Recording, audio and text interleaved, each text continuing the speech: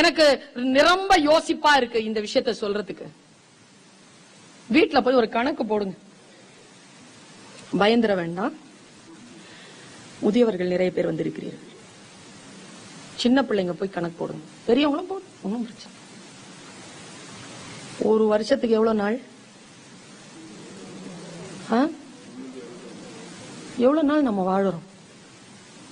சும்மா சொல்லுங்க. நிறையவே 70, 75 வச்சுக்கலாமா? குட். உடனே சொல்லு 75 வச்சுக்கோப்பா ப்ளீஸ் அப்படிங்க. 75 வச்சுக்கோங்களேன். இன்டூ 365 போடுங்களேன். 25,000 நாள் கூட வராதுங்க. பயந்துராதீங்க. எல்லாம் டாலர் கணக்கிலே யோசிச்சா எப்படி? கொஞ்சம் இலங்கை காசு கணக்கிலையும் கொஞ்சம் இந்திய காசு கணக்கிலையும் யோசிக்கணும்.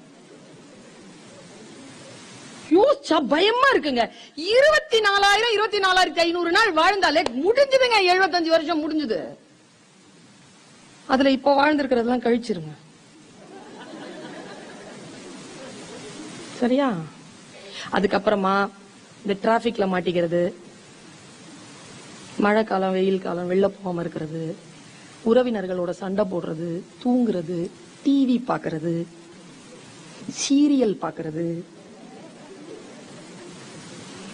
இதெல்லாம் பார்த்தா குவாலிட்டி டைம் எல்லாத்தையும் கழிச்சிட்டோம்னா என்ன மாதிரி ஆட்களுக்கே ஒரு 2000-3000 நாள் தான்.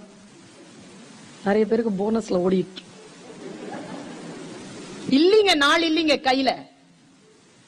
நாட்கள் கையில் இல்லாத பொழுது குவாலிட்டியாக வாழ வேண்டும் என்றால் ஆபாசமான எண்ணங்களையும் ஆறாத ரணங்களையும் பழிவாங்குகின்ற குணங்களையும் வெறுப்பையும் விட்டு அகன்ற அன்புமயமாக வாழ்தல் மட்டும்தான் புத்திசாலித்தனம்.